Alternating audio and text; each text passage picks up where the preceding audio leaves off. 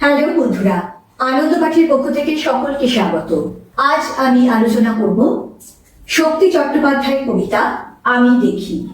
এই কবিতাটি West Bengal board এবং সিবিএসই বোর্ডের দ্বাদশ শ্রেণীর বাংলা পাঠ্যসূচির অন্তর্ভুক্ত। কবি পরিচিতি, উৎস, প্রেক্ষাপট এবং মূল বক্তব্য সহ কবিতাটির লাইন ধরে পাঠ ও ব্যাখ্যা থাকবে আজকের ভিডিওতে। প্রথমে কবি শক্তি চট্টোপাধ্যায় সম্পর্কে একটু জেনে নেব।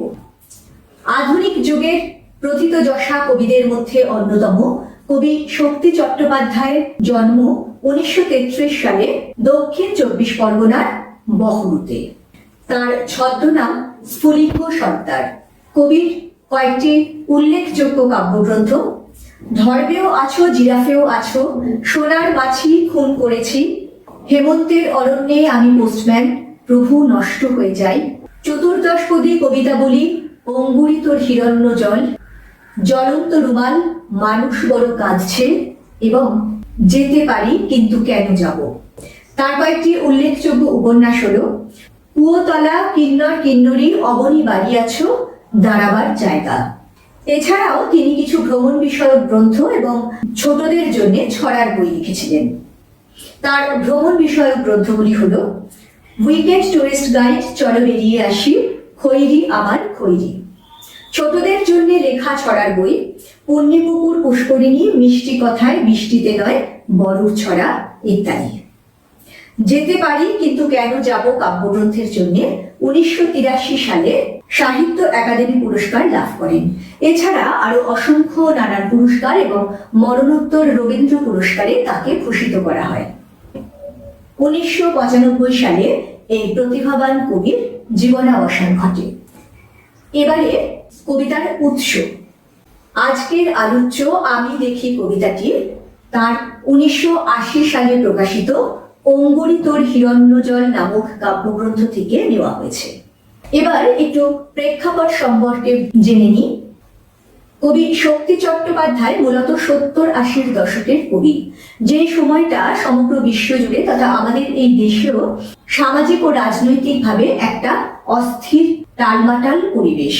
সেই সঙ্গে পশ্চিমী সভ্যতার বস্তুতন্ত্রের উদ্দাম ঢেউ এসে পড়েছে আমাদের সাংস্কৃতিক জীবনেও এবং সাধারণ মানুষের মানসিক স্থিতিতেও এসেছিল বিরাট পরিবর্তন।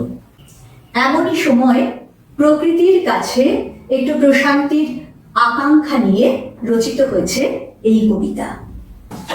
এবারে চলে আসবো কবিতার লাইন ধরে পাঠ ও ব্যাখ্যায়।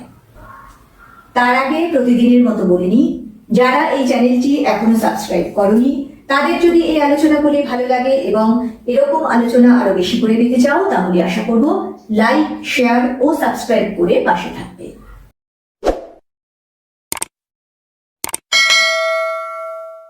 চলে আসবো আমাদের মূল আলোচনায়। শক্তি চট্টোপাধ্যায়ের কবিতা আমি দেখি। গাছগুলো তুলে আনো, বাগানে বসাও, আমার দরকার শুধু গাছ দেখা, গাছ দেখে যাওয়া। গাছের সবুজটুকু শরীরে দরকার, আরোগ্যের জন্যে ওই সবুজ ভীষণ দরকার। দেখো, কবিতার নাম আমি দেখি এবং কবিতাটি রচিত হয়েছে প্রথম পুরুষে। প্রথমেই তোমাদের মনে নিশ্চয়ই প্রশ্ন আসবে, এই আমি কে? এই আমি কি শুধুমাত্র কবি নিজে? যখন কবি বা সাহিত্যিক তার রচনাকে প্রকাশিত করতে অর্থাৎ জনসাধারণের কাছে পৌঁছে দিতে চান, তখন কিন্তু তার একটা সুপ্ত আকাঙ্ক্ষা থাকে, তার যে চেতনা, তার যে মনোভাব, সেটা সাধারণ জনগণের মধ্যে ছড়িয়ে দেওয়ার আর 5 জনের কাছে সেই চেতনাকে সঞ্চারিত করে দেওয়া। তাই এখানে আমি দেখির আমি শুধু কবি একা নন, কবি সকল মানুষের প্রতিনিধি হয়ে নিজের ও সকলের জন্য আরোগ্য কামনা করছেন।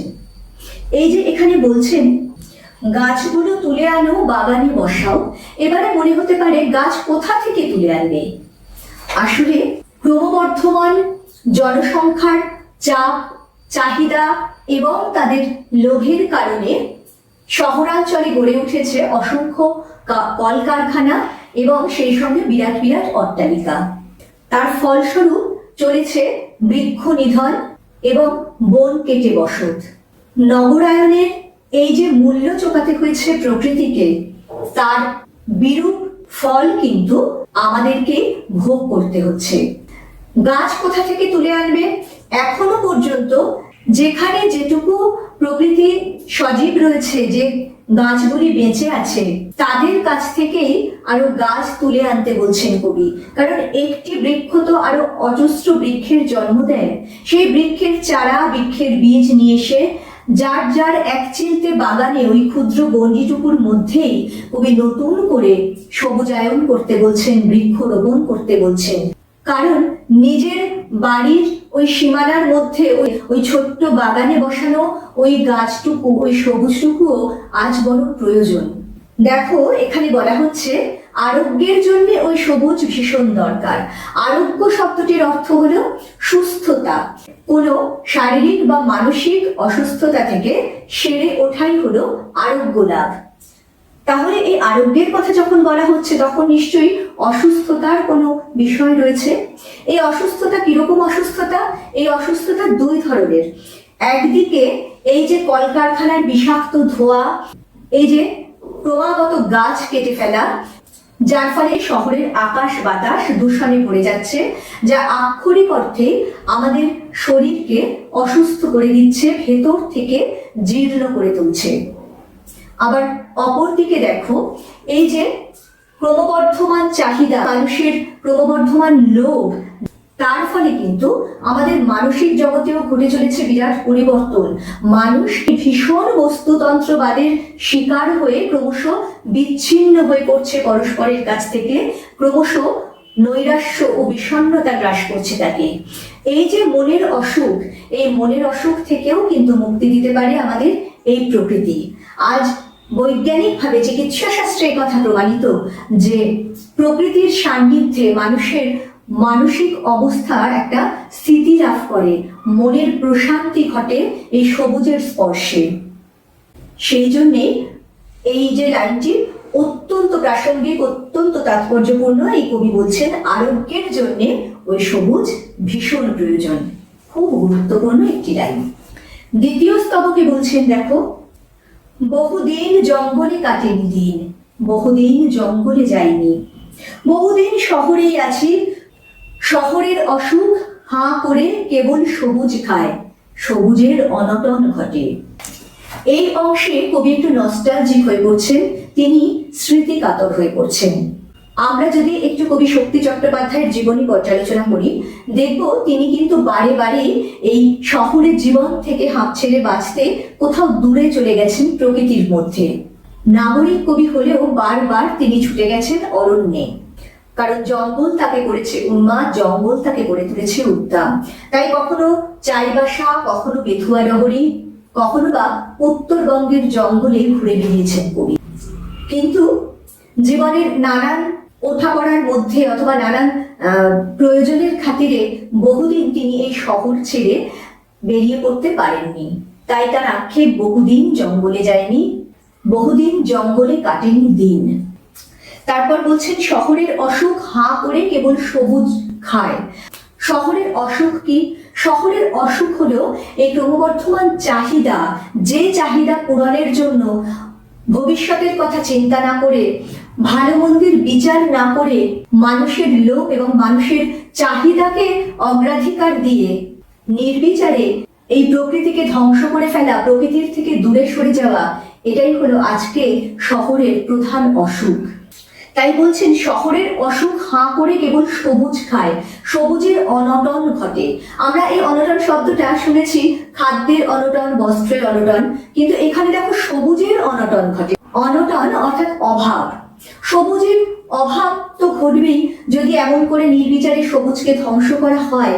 তাহলে একদিন তো আসবে যেদিন সবুজের অভাবে আমাদের হাহুতাশ করতে হবে। কবিকে মনে করতে হবে সেই তার পুরনো দিনের কথা, যখন তিনি অরণ্যে দিনের পর দিন কাটিয়েছেন। কারণ এই সবুজের সান্নিধ্য ছিল কবির প্রাণের আরাম, আত্মার শান্তি। তাই শেষ স্তবকে তিনি বলছেন, তাই বলি গাছ তুলে আনো, বাগানে বসাও, আমি দেখি। চোখ তো সবুজ চায়, দেহ চায় সবুজ বাগান। গাছ আনো, বাগানে বসাও, আমি দেখি। কবি যেন আকুল হয়ে আহ্বান জানাচ্ছেন, গাছ তুলে আনো, আমি গাছ দেখব। হৃদয়হীন নগরকেন্দ্রিক সভ্যতা আমাদের উপহার দিয়েছে বিচ্ছিন্নতা, উপহার দিয়েছে বিষণ্ণতা, যা ক্রনিক ব্যাধির মতো সমাজের বুকে চেপে বসেছে। কবি নিজেও তার থেকে মুক্ত হতে পারেননি, কিন্তু তিনি সেখানেই আটকে না থেকে নিজেও যেমন তার থেকে পরিত্রাণ পেতে চেয়েছেন, তেমনি দায়ভার গ্রহণ করেছেন নাগরিক জীবনের সকলের হয়ে এই রোগ মুক্তির। মানুষের এই অবিবেচনা প্রসূত যে কাজকর্ম, তার যে অভিশাপ, তার থেকে তিনি মুক্ত হতে চেয়েছেন, নিজে মুক্ত করতে চেয়েছেন সকলকে। তাই আরোগ্যকামী কবি নগরে বৃক্ষ সৃজনের ডাক দিয়েছেন। বলছেন, চোখ তো সবুজ চায়। আমাদের চোখের যে প্রশান্তি, যে আরাম, তা তো আমরা সবাই জানি যে প্রকৃতির কাছে। তোমরাও দেখবে যে এই ইট কাঠ কংক্রিটের জঙ্গলে আমরা যখন কোথাও একটা সুন্দর বাগান দেখি, একটা বিরাট বড় খোলা মাঠ দেখি, আমাদের চোখের এবং মনের কতখানি আরাম হয়, কতখানি প্রশান্তি আসে আমাদের মনে। যে কথারই প্রকাশ এখানে, এই যে চোখ তো সবুজ চায়। সত্যি আমাদের চোখ আর মন আজ বড় বেশি করে সবুজ চায়, প্রকৃতিকে কাছে যায়। নগরের এই ধোয়া ধুলি ধূসরিত পরিবেশ, যেখানে বৃক্ষের স্নিগ্ধতা একান্ত প্রয়োজন। এই হৃদয়হীন প্রাণহীন নাগরিক সভ্যতার উদ্ধারের একমাত্র উপায় সবুজের অভিযান। যে কথা, যে আকুতি এই কবিতার প্রত্যেকটি লাইনে, প্রত্যেকটি ছত্রে ঝরে পড়েছে, এবং শেষ পর্যন্ত যে কবিতার মধ্যে দিয়ে কবি এই মৃত প্রায় নাগরিক জীবনকে নির্মল করে তুলতে চেয়েছেন, নতুন রূপে তাকে জাগিয়ে তুলতে চেয়েছেন। এই বৃক্ষ প্রীতি, এই প্রকৃতির সঙ্গে মানুষের মেলবন্ধন, প্রকৃতি ও মানুষের সহাবস্থান, প্রকৃতিকে ধ্বংস করে নয়, প্রকৃতিকে সঙ্গে নিয়ে সভ্যতার অগ্রসর বা মানুষের এগিয়ে চলা, এটাই হলো শেষ পর্যন্ত এই কবিতার মূল সুর। বন্ধুরা, আশা করব এই আলোচনার মধ্যে দিয়ে কবিতাটা তোমাদের কাছে সহজ করে তুলে ধরতে পারলাম। পরবর্তীকালে এই কবিতা থেকে গুরুত্বপূর্ণ প্রশ্নোত্তর নিশ্চয়ই আলোচনা করব। পরের দিন ফিরে আসবো আরো একটি নতুন পাঠ নিয়ে। সঙ্গে সঙ্গে নোটিফিকেশন পেতে চাইলে সাবস্ক্রাইব করে বেল বাটনটি অন করতে ভুলো না। আজকের মতো টাটা, ভালো থেকো সবাই।